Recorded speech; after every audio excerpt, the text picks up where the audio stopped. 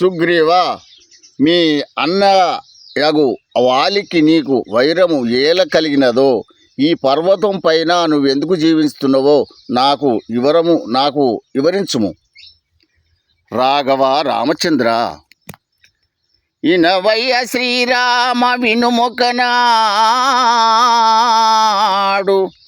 ఇనవయ్య శ్రీరామ వినుమొకనాడు, గణరాక్షసుడు వచ్చి యుగకునప్పుడు సమరము మా తోడ సయ్యన చేసి తప్పించి గృహజొచ్చే తక్షణమునా. అప్పుడు మాయన్న అధిక కోపముతోని గృహగడ్డము నన్ను కూసుండబెట్టి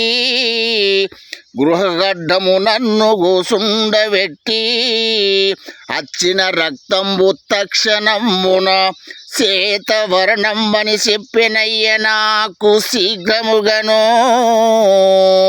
వాడు వచ్చిన రక్తంబు రుధిర వర్ణంబని చెప్పినయ్య నాకు రూఢిగాను. శ్వేతవర్ణంబే కనిపించనయ్య నాకు,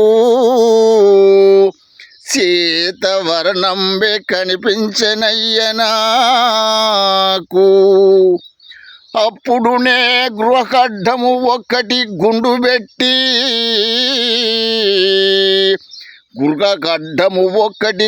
పెట్టి ఏ గిరముగనే కిష్కింధ పురము చేరి ఇట్టి అంగదుణ్ణి యువరాజును చేసి తిని. రామా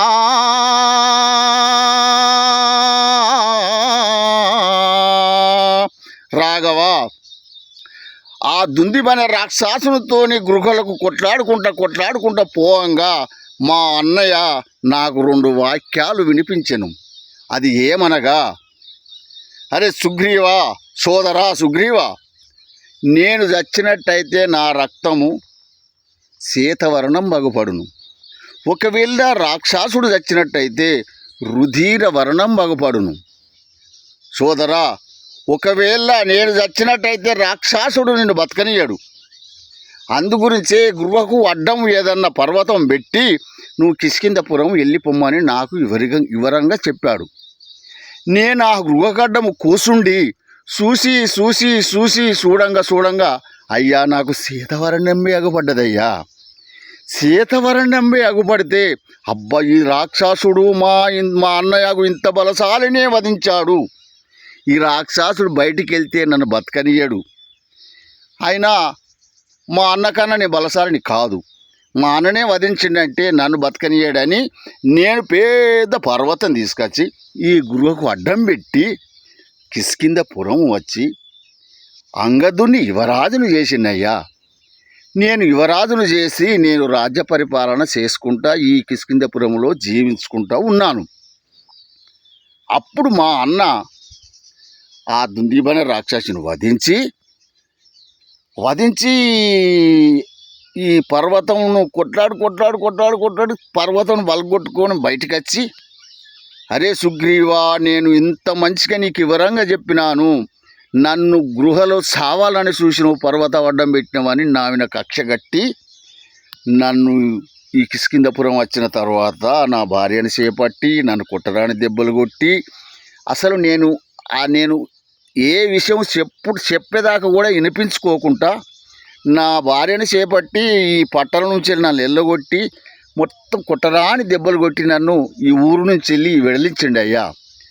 వెడలించిండు. నన్ను ఎప్పుడు ఏటాడుకుంటూ కొడుతూనే ఉన్నాడు.